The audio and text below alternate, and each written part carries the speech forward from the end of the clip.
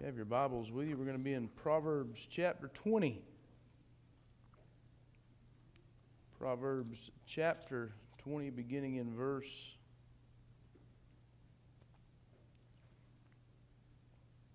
number 1.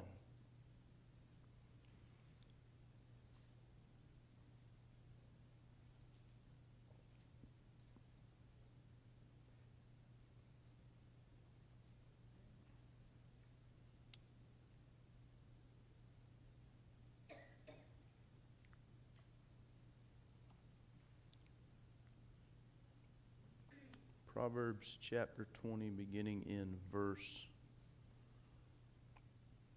number 1. It says, "Wine is a mocker.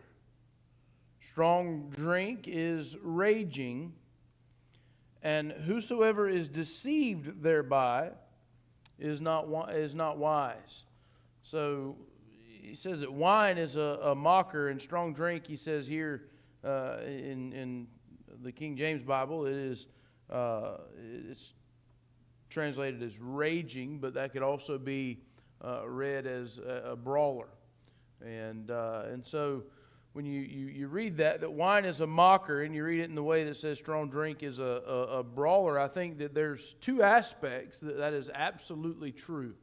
And the first is that alcohol, which is what strong drink and wine is, it mocks and fights with those who abuse it in any sense. The second way that this is true is that it leads one to be a mocker and a brawler. There are many men and women who have had their lives dominated by the mockery and brawling of alcohol. And when you think about that mockery, it deceives, is what alcohol does. And one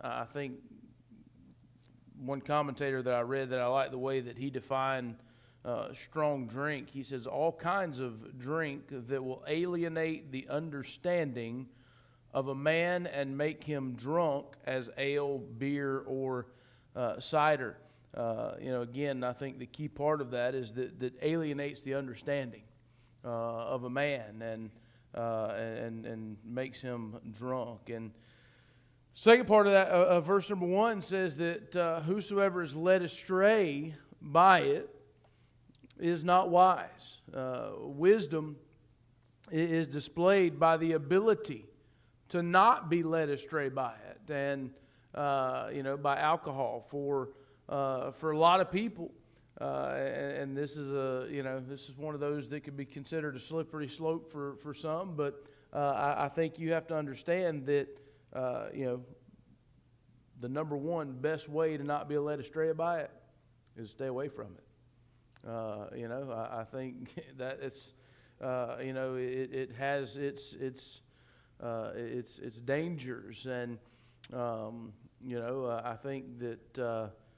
You got to be careful there. And so the best way, if you want to exhibit the absolute best wisdom, because really, how else do you know if you're going to be led astray by it than by consuming it? So the best way to know that you're not going to be led astray by it is to abstain from it and just stay away from it. Verse number 2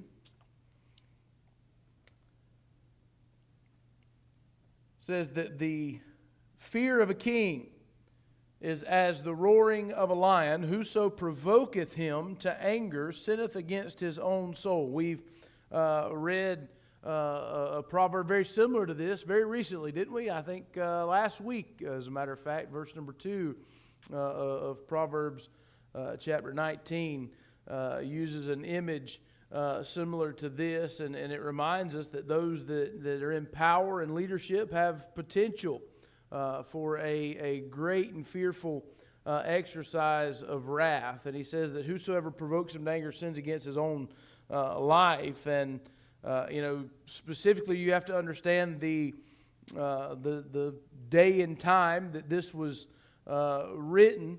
That kings held that kind of a power. Kings held the power of life and death over their subjects. And so to provoke that king to anger was essentially to endanger your own life. Make him mad, and he'll have you killed. And so, I think you have to understand that it's not as prominent. And again, that's where when we started this study, I told you that this is not a book of doctrine. That this is a book of guidance, and each one is circumstantial and can be applied. And so we don't really have that same threat. Our whoever is the President of the United States of America does not have the power just to take your life at their own will. And so we don't really see that or understand that as much. But however, we do serve the giver and sustainer of life, the King of Kings and Lord of Lords, and He has the power to call us home if so be it. Then He can do that, and so we should make sure that we're pleasing Him and honoring Him with our lives. Verse number 3 says, "It is an honor for a man to cease from strife, but every fool will be meddling." It's honorable for a man to cease or stop striving. A lot of folks feel that honor drives them to dispute and fight with others. They do it for their honor, right? If we don't stand up and fight, then that we think that's always a sign of honor. But oftentimes it's more honorable to stop. I go back to the Apostle Paul whenever he told us to abstain from useless debate.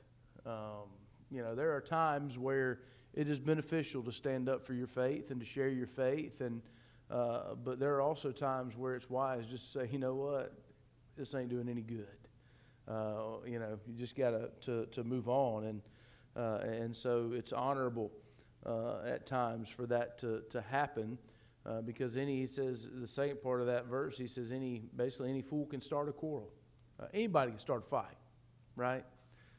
We can all do that. In many circumstances, it takes more honor to stop the fight, but any fool can start and continue it. Verse number 4 says, "The sluggard will not plow by any reason of the cold. Therefore shall he beg in harvest and have nothing." So the sluggard, we've seen this word used plenty of times throughout the book of Proverbs. The sluggard is who? It's a lazy man, lazy person. And what Solomon is saying here is, he says that they'll find a reason. When you look at that, he says he'll not plow about any reason of the cold. And in other words, he's going to find any excuse to not do work. It's too cold outside. It's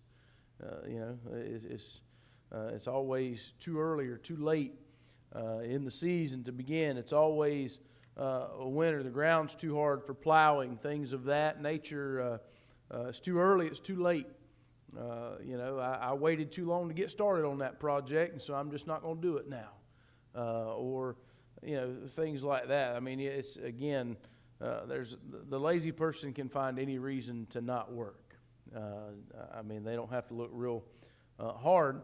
However, on the flip side of that, he tells us that because of his laziness and his always finding an excuse, he says he shall beg in the harvest and have nothing. He'll do the work of begging. I've often said it's kind of like, kids at school, I often say this, that if they would work as hard at their schoolwork as they do at finding ways around the rules, we'd have a much, much higher graduation rate and passing grades, because they work hard at trying to get around a rule. Much like this lazy man that Solomon talks about, he's not going to work when he has to, But he's sure he's going to get out there and beg whenever he needs to, right? I mean, if he would work half as hard at what he's supposed to be doing as he does at begging, then he would probably be better off. But he's going to have no reward for the work of his hands, and he'll even have to beg during the harvest, and often his begging is going to go unrewarding. Solomon says he'll have nothing. Verse number 5. Counsel in the heart of man is like deep water, but a man of understanding will draw it out. So counsel or wisdom, he says, is like deep water. May not be immediately apparent.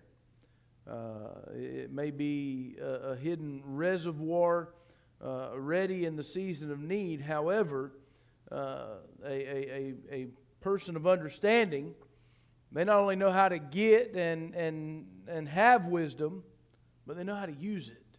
They know when to use it. They know when to draw that out and have it for practical and ready use. And so, again, it's one thing to have it, but you got to know how to draw it out whenever it's down in there deep, because it may not always be right there at the surface. Verse number 6. Most men will proclaim every one his own goodness, but a faithful man, who can find? You ever know anybody tell you how good they are? I have. Just talk to a doctor. They're all real good, aren't they? Solomon says, and let's be honest, in a lot of people's eyes, and we talk about this, and I talk about it, that because of how most people measure themselves, it's easy for them to say, I'm a good person, right? Because how do most people measure themselves? Well, they base it on other people, right? And so we can sit back, every one of us in this room, and we could look around in the world around us, and we could pick out certain, things that folks have done wrong and bad and evil and wicked things that go on around us, and we could look at that, and when we look at that, we say, I'm a good person. And so, we have to understand that because of that way of thinking, most people see themselves as good in their own eyes. And unfortunately, a lot of people are happy to proclaim it. They want others to know all their supposed goodness. But Solomon says, who can find a faithful man? True faithfulness in a man is different than goodness. It's a faithful man doesn't want to, nor does he proclaim or need to proclaim his own goodness. The quiet satisfaction of faithfulness to God and man is enough. I think if you've ever been around somebody like that, you understand this proverb listen, just being a faithful friend. You don't have to tell everybody how good you are. Just be faithful, be true, be and people will see that. We don't. If you have to run around telling people how good of a person you are, there's probably some question to that. Verse number 7. The just man walketh in his integrity. His children are blessed after him. The just or righteous man or woman, their upright living and integrity will be actively lived out. That is walking in it. That means that they are actually living that lifestyle. They walk in their integrity. And so, the greatest gift that a parent can give a child is for that parent to be a righteous, upright person who walks in integrity. Our kids need to see that. That one will create a home and atmosphere that will be a blessing for and to the child. Verse number 8, a king that sitteth in the throne of judgment scattereth away all evil with his eyes.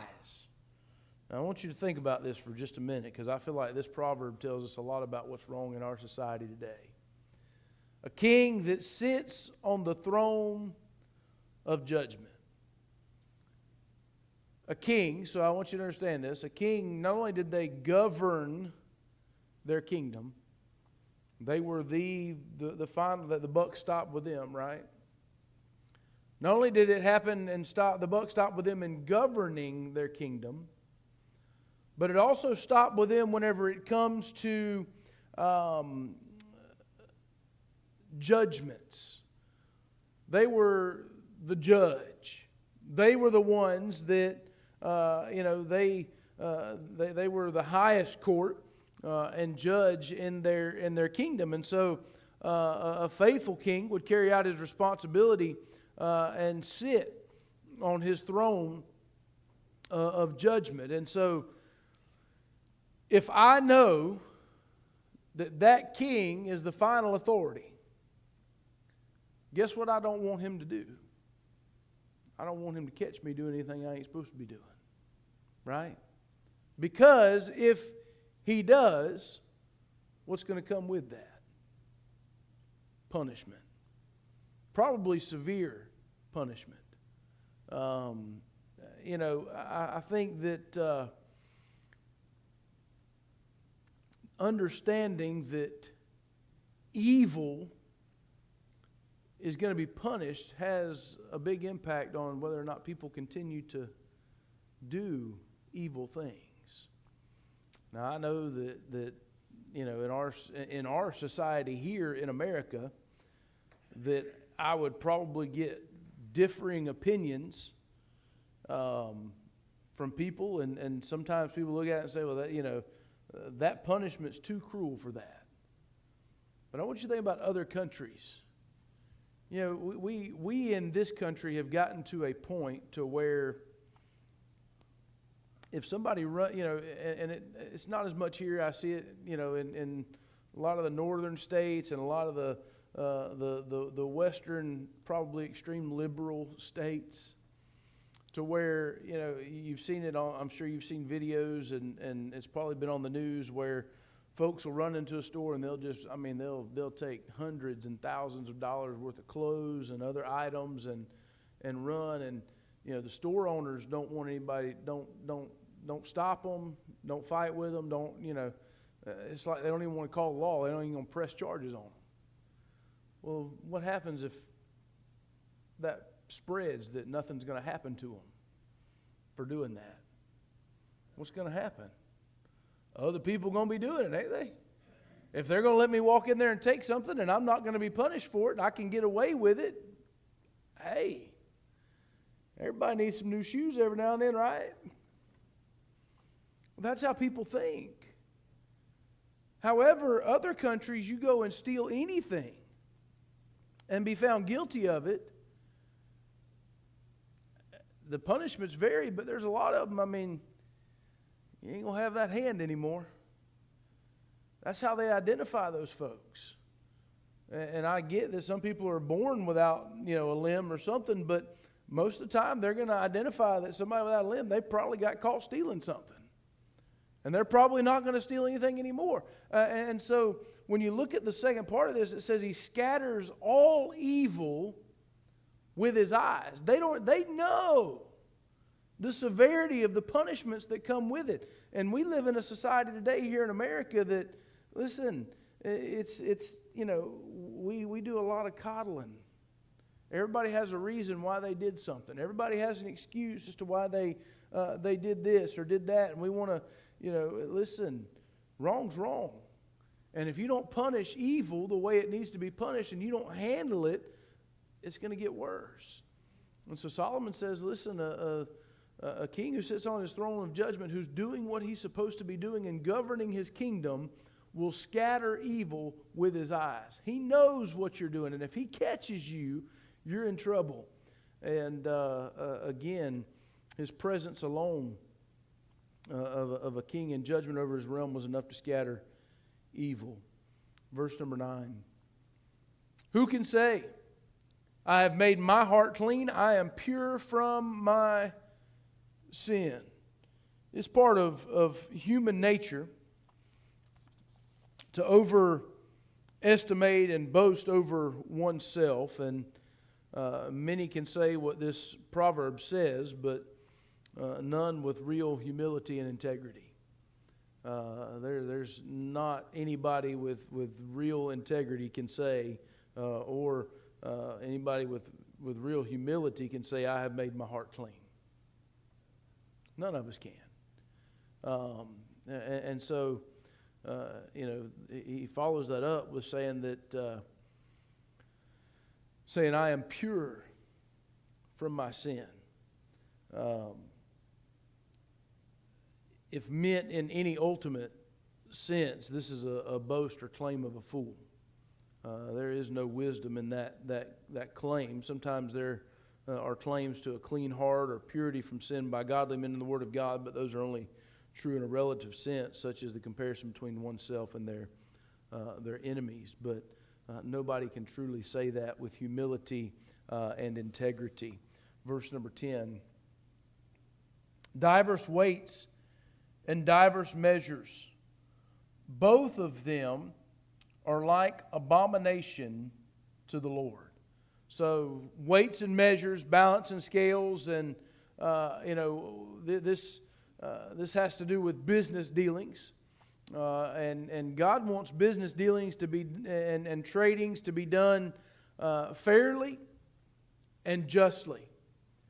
And so when we look at this particular Proverbs, he talks about diverse weights and diverse measures. That means that everything's not even, right? There is no balance there, and to have those different weights and different measures means that that either you cheated the buyer or you cheated the seller.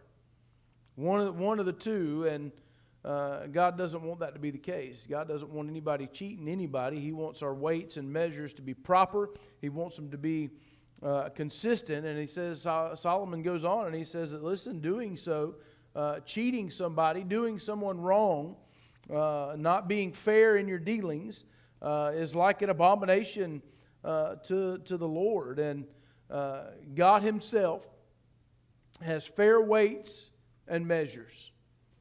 He has a balanced weights and measures, and He expects us to have them also. Verse 11. Even a child is known by his doings, whether his work be pure and whether it be right.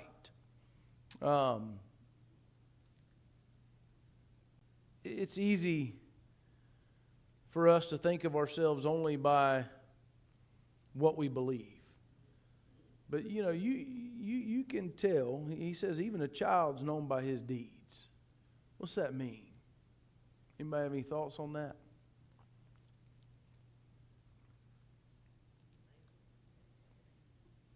Yeah, I mean, listen, you don't have to spend a whole lot of time around a child to make a decision on what you think about that child. Right? Let's be honest. It's okay to be honest. You can... Now, that doesn't mean that that's truly what that kid is or what that child is, but because we judge them based on their deeds and their actions, right? That's what Solomon is saying. He says, you determine what you think and how you feel about that kid based on their deeds and their actions. You use that to identify them. Well, what identifies us as believers? Is it just our deeds? Is it just what we believe? I'm a Christian because I believe that Jesus Christ is the Son of God. I believe that He died on the cross for my sins. I believe that He rose again on the third day. I believe that He's coming back again for me. Is that what identifies me as a Christian to the world?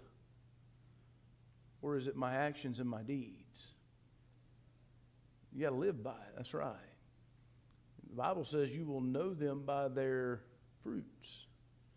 So, again, that's what he's saying, is we as Christians have to understand that applies for us as well, whether what we do is pure and right. I mean, the outside world, our own community, and God in heaven looks at our deeds to see if they're pure and right. Verse number 12. The hearing ear and the seeing eye, the Lord hath made even both of them. God has given us a remarkable capacity to see and understand the world around us. And our ability to hear and see should be for us gateways to wisdom. We see things. I know I share it because it's funny, but also it's truthful that, I learned, I did my best. I didn't learn everything that he did. I didn't take into it and apply wisdom in every case. But honestly, when I say it, that I watched my brother do some things that I said, I'm not doing that. I'm not going to be. How was I able to do that? Because God gave me ears and eyes to see. Same thing in the world around us. We should be able to look and see and know things that are going on and understand the world around us and use that as gateways to wisdom. And by the way, both, he emphasizes that the Lord made both our hearing and our seeing. He's the one that gave us the ability to see things. He's the one that gave us the ability to hear things. And so they are gifts from God. And because they're gifts from Him, we should be willing to use them for His honor and His glory. And so understand that there's a purpose for it, right? And that how do we use it for His honor and His glory? We used it to see and understand the world around us, to gain wisdom, to do the right things. Verse 13. Love not sleep. This is a hard one right here. Love not sleep, lest thou come to poverty. Open thine eyes, and thou shalt be satisfied with bread. Anybody in here love to sleep? You ain't going to admit it now after reading that, are you? We got some honest folks. They're willing to say, I do now. I like sleep. I ain't going to lie to you. I don't get it quite as much as I would enjoy. But he says, he doesn't say you don't need sleep, but he says to love not sleep. Same way. I look at this and I think that we have to understand, because we get things twisted a lot of times, right? People love to quote that the love of money, or people misquote it and they'll say money is the root of all evil. No, that's a wrong statement if you say money is the root of all evil. There's a part before that that says the love of money is the root of all evil. So to leave off the first part makes the second part an incorrect statement, because we have to have money. Money, you got to have money to pay your bills. You got to have money to be able to buy food. You got to have so money in and of itself is not the root of all evil, but a love for money is. Here, he says, love not sleep. He doesn't say don't sleep. He doesn't say that sleep is evil and wicked. No, we have to have it. Medically, it is proven that you cannot go forever without sleep. It will take a toll on your body physically. It will kill you. And so you have to have sleep. However, there's a difference in knowing that you have to have sleep and loving sleep. To love sleep is equal to what? Laziness. Laziness. The two are connected, and we've seen it whenever he talks about a sluggard, and that sluggard, as a result of his laziness, being brought into poverty. The same way here, he talks about the love of sleep can bring one into poverty, and and so then he says, he follows that up. He says, so don't love sleep, because it can bring you a lot of problems. But he follows that up and he says to open your eyes, and you'll be satisfied with bread. Do you know it takes some initiative and some energy to open your eyes? It's required to get out of bed and go to work. It takes energy and it takes initiative. And however, he followed when you put that all together. That he says, open your eyes, which takes some energy, takes some initiative, takes some work. He says you'll be satisfied with bread. It'll bring you, the reward is worth it. It's not always easy. I think we look at, listen, the Christian life is not easy, but the reward's worth it, isn't it? Yes, absolutely it is. No different. Getting up and going to work every day is not easy. Anybody that says so is a liar. Because we all have our preference. There's a reason that there's a warning against being a sluggard, being lazy, and all those things. Because if left to ourselves, that's what we'd choose to do. If we didn't know the dangers of what would happen if we didn't. And so he says, listen, it's difficult. It requires a little bit of work. It requires a little bit of energy. It requires some initiative on your part, but the reward is worth it. Why? What is the reward? The reward is you'll avoid poverty, number one. You'll avoid, that. And then he says you'll be satisfied with bread. Well, we all like to eat. You want to eat? You better work. So it's a biblical principle. I think when we look at it, we understand all throughout God's economy. And this is, I think, why one of the reasons our economy is so messed up in the world. Because God's economy is all about, hey, you got to work. It's going to take work. Doesn't matter what it is. You got to work.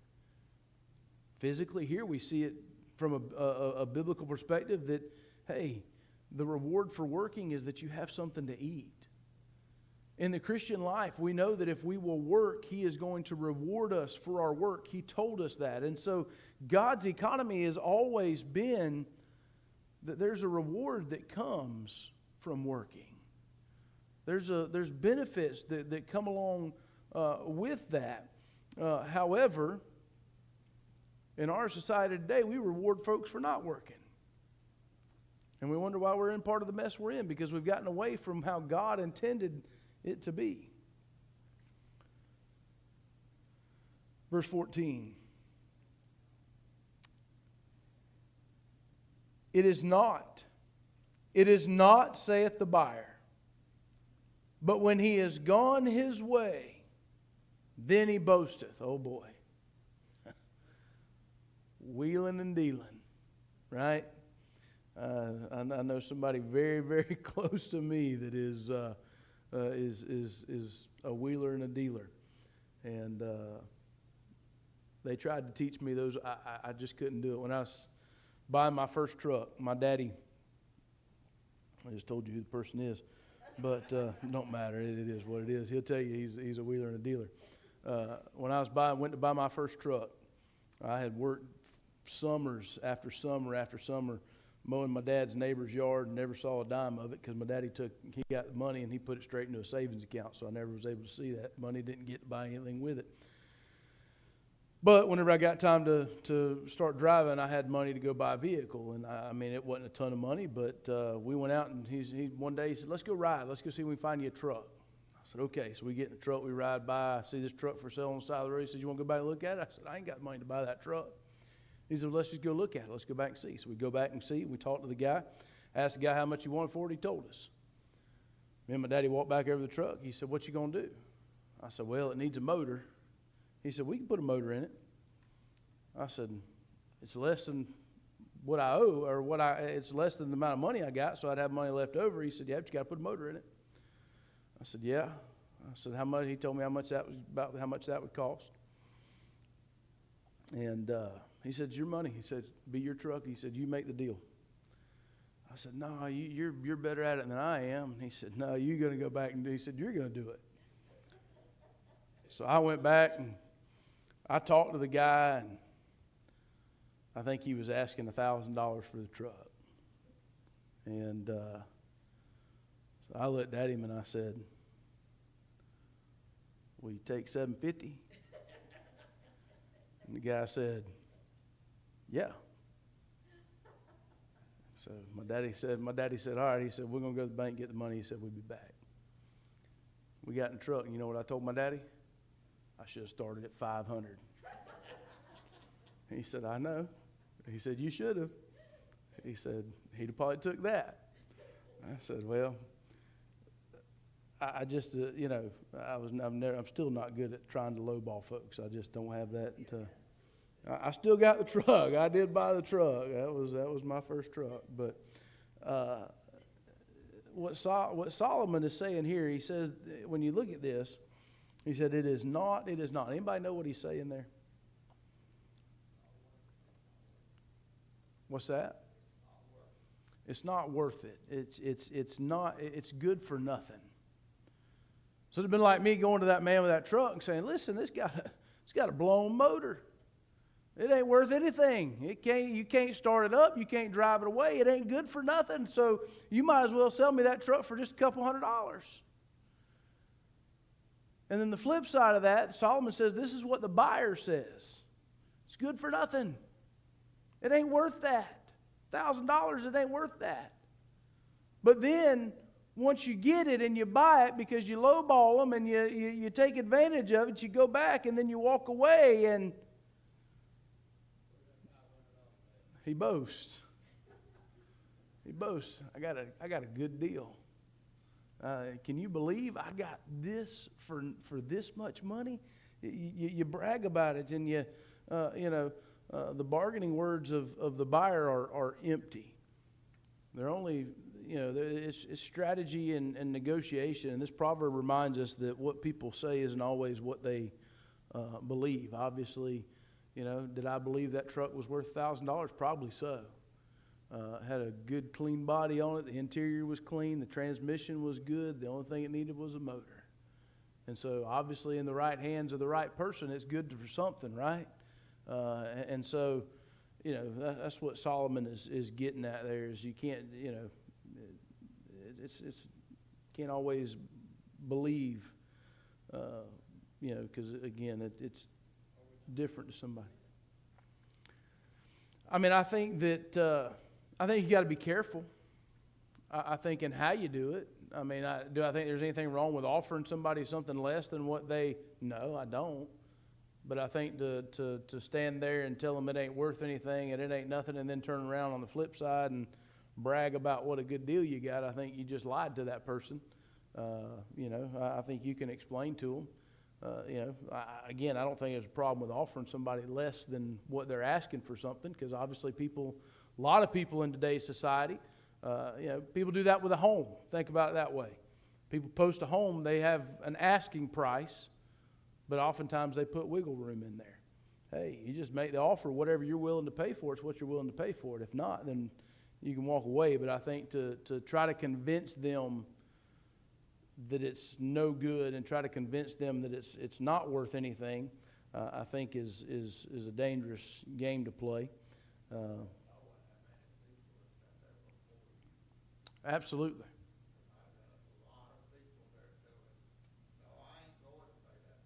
Yeah.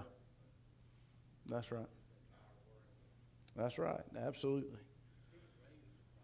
Can't raise it. No. Right. I think the idea here is, and I think this is true in anything, not just in buying and selling, but people will speak falsehoods for their own benefit, right? If it's going to benefit them, they'll say whatever, and I think you have to be careful with that. And I think that's what Solomon in this particular proverb is getting at. And so, and really, is it as much of a warning to a buyer as it is for somebody on the other side of that? If, hey, you can't believe everything everybody says.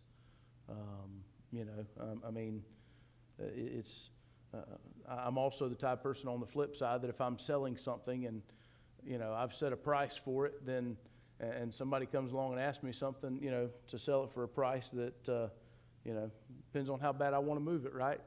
I'm not always conscious of that because I feel I'm sometimes, I know this is hard to believe, I can be kind-hearted to people, right? I can be gullible in the sense of people, poor mouthing or when I first moved here, I had a 1993 F-150 that I had, and I ended up buying another car, and that truck was sitting, and I wasn't driving it much, and so I heard about somebody that needed a truck, and I cut them a deal on it, and and then never got the rest of the money for the truck, and so I think you just have to be careful, and I think that's what Solomon is saying is much of a warning for the seller of something, or just in general of, hey, people will say things for their own benefit, so you have to be careful with that. What's that? Yeah. That's. I say lesson learned, but who knows what'll happen in the future? So I don't want to say for sure lesson learned, but that's right. Verse 15. There is gold and a multitude of rubies, but the lips of knowledge are a precious jewel. I think, Solomon paints a picture here that he says there's gold and a multitude of rubies, and so you just have to vision that. And when you look at that, and if you were to see a pile of gold and a pile of rubies, your first thought would be, man, that's very valuable, isn't it? That's a valuable pile, and we'd be impressed at its value. But he says on the flip side of that, he says, but the lips of knowledge are a precious jewel. So the lips of knowledge, again, is what he's talking about here, and we need to appreciate the value of wise words. I think sometimes we underappreciate them, and that's what Solomon's getting at in verse 15. Verse number 16. Take his garment that is for surety for a stranger, and take a pledge of him for a strange woman. And this is an interesting proverb here, and the second part of it is, I've read some things, and there's some, I don't want to say controversy around it, but there's a lot of different viewpoints of the second part. But I think the first part, in order to truly understand what Solomon is talking about there, you have to go and go back to read Exodus chapter 22, verses 26 and 27, which in general idea says that an Israelite could take someone's outer garment as a deposit or a guarantee for a loan, so long as they returned it every evening. So you could use that outer garment as collateral, right? You can collect that. You can take that as a deposit, but it had to be returned every evening. Why did they have to be returned every evening? Cold weather. It had to be returned so that they could use it as a night covering or a blanket. And so Solomon's advice here is that if you loan something, if you loan to someone who already has foolishly agreed to be a surety for a stranger, make sure you get a deposit or a guarantee. If they were foolish enough to be a surety for a stranger, they should be regarded as a risk themselves. If they don't know somebody that they're being a surety for, if they're taking on that person's debt and they don't know them, then can you really trust them? And I think that's in a roundabout way of what Solomon is saying there.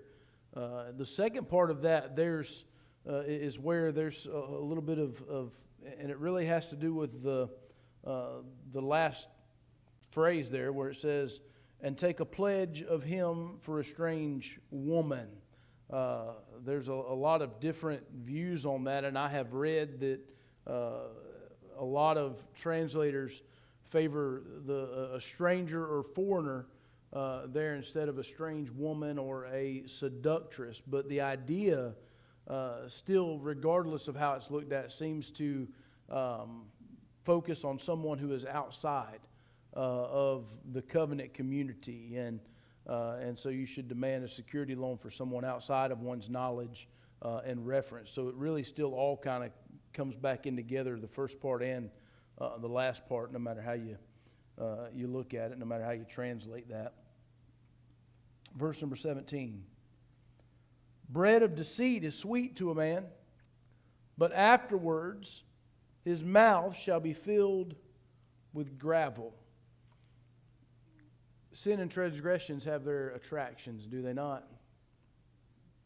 If they didn't, we wouldn't want to be a part of them. We wouldn't commit them. And there is something in the nature of rebellion that can make bread gained by deceit even sweeter. It satisfies our desire to rebel, our desire for adventure, our love for forbidden thrills. And you might imagine going back to the Garden of Eden that there was probably a slight sense of that whenever whenever Adam and Eve ate of the forbidden fruit. It was good to them, right?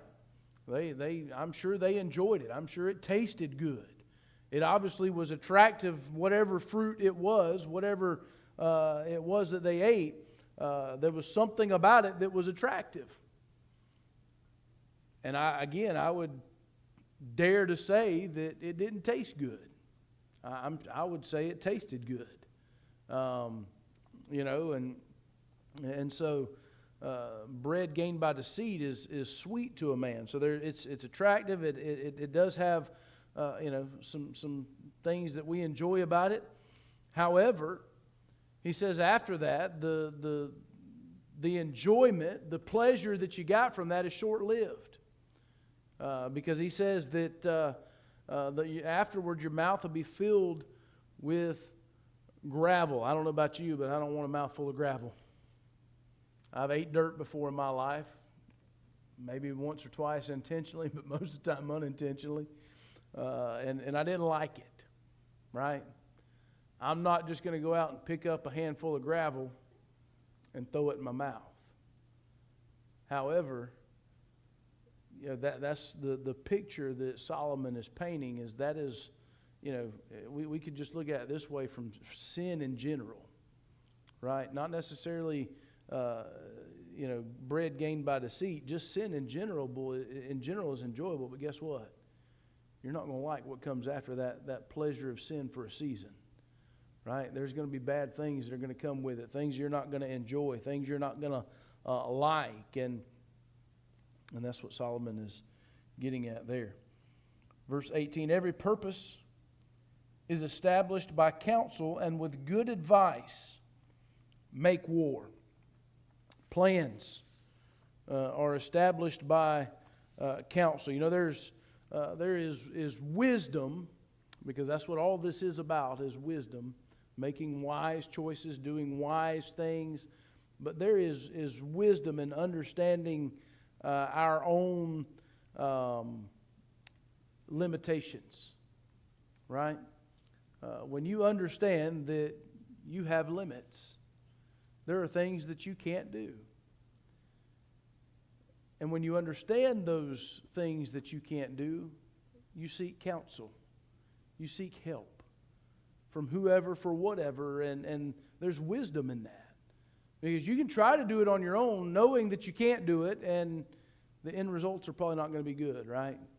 And so Solomon says that there's wisdom in seeking counsel, and the great matters of life, and he even goes on. He says, by wise counsel, wage war. So not just in the minute things of life, but war is a matter of life and death, is it not? And so if somebody's going to make that stand, if somebody is trying to determine whether or not it's appropriate or good to wage war, what should they do? They should seek counsel. Is it something we really should do, or is it something that we should step back away from? I'd like to think that is what is done with us as a nation. Unfortunately, I think there are times where we get involved in things we have no business being involved in. But, you would like to think that anybody who wages war, just use, look right now in the Middle East, there's wars waging and going on, and when that took place in Gaza almost a year ago, last October, Israel, did not just step up and say, just wage war. If Jerry had been the leader and that had happened, I probably would not have sought counsel. I'm just going to be honest with you. I probably just went ahead and said, no, this is what we're doing, do it. Human nature. However, the prime minister of the nation of Israel, Benjamin Netanyahu, sought counsel. How do we do this? What should we do? How should we go about this? That's wise. Because again, it's a major matter. It is a life or death situation. And, I look at that, and you can look at this from even a spiritual standpoint, that we're in a battle every day, right? Every day we're in a spiritual battle. And as we go through that battle, guess what? There has to be times where we have to say, you know what? There's a stronghold right here, and I don't know how to deal with it. How do I address that? Well, because I know that I don't know necessarily how to deal with it, and I've tried, and it hasn't worked. So now, what should I do? I should seek counsel, right? I should reach out to somebody that I trust, somebody that I know is going to give me godly advice to help me in that situation. I think that's important. And unfortunately, a lot of times we're, and I put myself in this category, we're too prideful to seek counsel. Too prideful to say, hey, I can't do this. Hey, I can't overcome this. And so we try to do it on our own. And I'm just going to tell you, when you try to do it on your own and you know you can't do it, it does nothing but hurt you more. Because you just end up staying in that same place and dealing with the same problem. Verse number 19, he that goeth about as a talebearer revealeth secrets. Therefore, meddle not with him that flattereth with his lips. Somebody that goes around gossiping, tells everybody everything that they know. Anything that's told to them, they're going to tell somebody. That's not a good person. And so, Solomon says that's what that person does. They go around, they tell everything they know to everybody. And so he says, so make sure that you don't meddle with him that flattereth you with his lips. In other words, be careful. Just because somebody tells you all these good things about yourself and they're smiling to your face, and be careful, because they might go right back behind your back. Good way to tell you is if that person's somebody that always tells you everything. If they tell you everything that they know and everything that everybody has told them, guess what they're probably doing with everything that you're telling them? They're probably telling somebody else. Be careful. Be careful. Verse 20. Whoso curseth his father or his mother, his lamp shall be put out in obscure darkness. We know that the Bible tells us that we're to honor our mother and our father.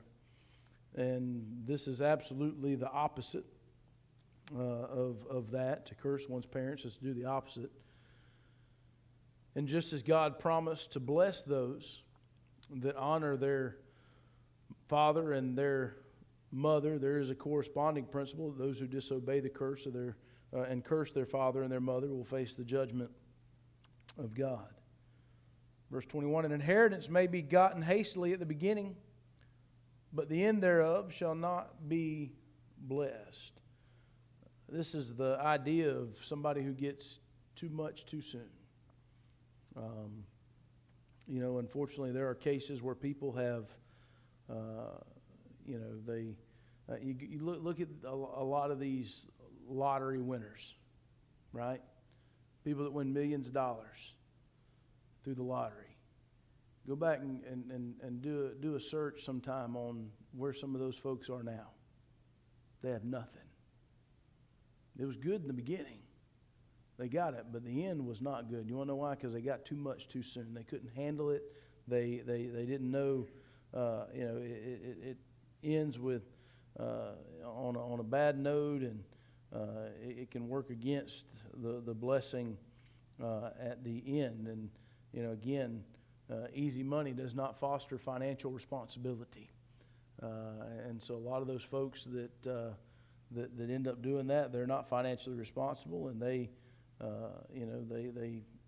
end up just wasting it away and doing nothing with it, and they have nothing in the end to show for it.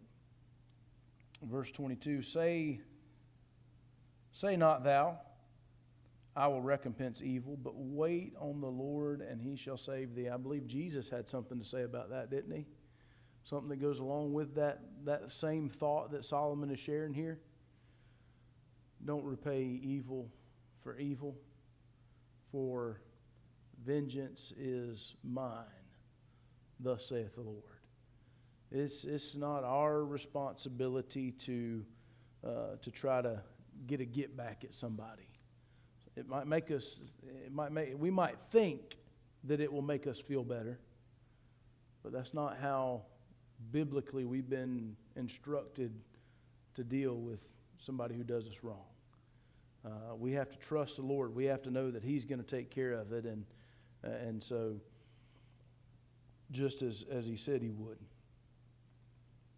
Verse 23, divers weights are an abomination unto the Lord, and a false balance is not good. Again, this is similar to what we've already seen and read from Solomon, but you have to look at it and understand that God is righteous in all his measurements, and when he measures something in the physical or moral realm, his measurements are always true, and we're to imitate him in that aspect and to understand that he regards dishonest, diverse weights as an abomination, and he wants us to do business honestly. The world will tell you it don't matter how you make money. The world will tell you it don't matter how you get where you got to get, as long as you get to where you want to go.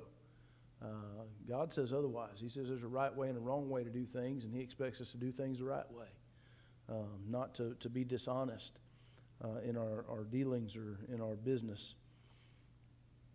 Verse 24, man's goings are of the Lord. How can a man then understand his own way? His steps are of the Lord. And, we make plans, don't we? All of us can make plans, but God guides our steps according to his will and his wisdom. And we have to understand that. And this proverb teaches us that humility in regard of life's choices and paths. Don't think that you're in control, because you're not. Verse 25. It is a snare to the man who devoureth that which is holy, and after vows to make inquiry. This is the mind of and the practice of dedicating things to God for his use alone. It's a snare for a man to devote rashly to something as holy. And so when it comes to promises of dedication to God, we should avoid the snare of making irrational or rational, rather, emotional promises. I think that if we're all honest, we probably all have been guilty of that at some point. We're in a position and we make a promise to God that, God, if you'll do this, then I'll do this. Listen, be careful with making that. Solomon says that it's a snare to those. And then he says afterward to reconsider his vow. When a promise to God is made foolishly, it forces us to reconsider that, and something wisdom would have protected us to begin with, right? If we used wisdom, we'd have known that's not, there's no way I can do that, But yet we don't think about those things in the moments that we're in. Verse 26: A wise king scattereth the wicked and bringeth the weal over them. He sifts out the wicked, and this is the picture that Solomon is using is the same picture that of sifting wheat. You want to sift that, and and so here he says a wise king sifts out the wicked. Again, that king understands the significance and importance to administer justice as a part of and part of that is to carefully examine the wicked, and to bring the threshing wheel over them. You have to examine them and bring whatever punishment's appropriate, whatever that is. You have to use whatever's wise and necessary to separate the evil from the good. Verse 27. The spirit of a man is the candle of the Lord, searching all the inward parts of the belly. There are mysteries and truths of the inner man, the spirit of a man that only the lamp of the Lord can expose. Well, what is that? What is the lamp of the Lord? There's a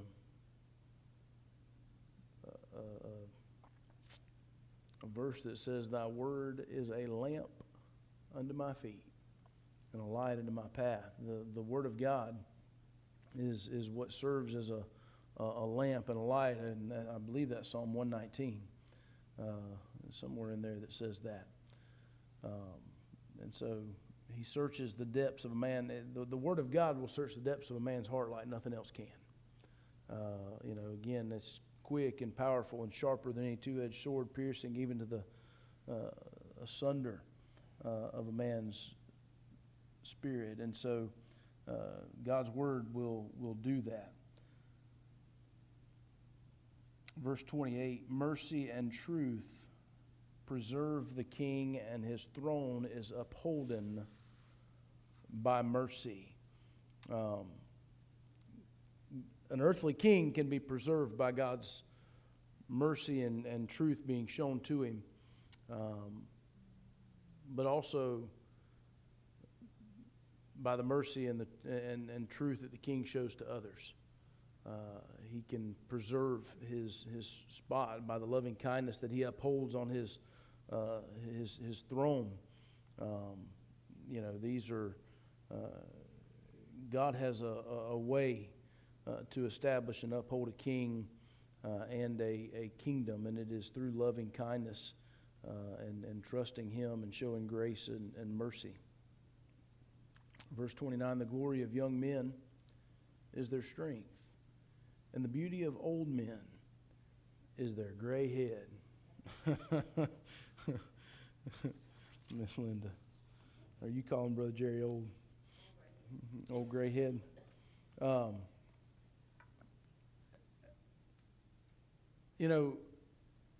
We should not, we read this, and it should not come as a surprise that something like this is in the Word of God, because who designed human development?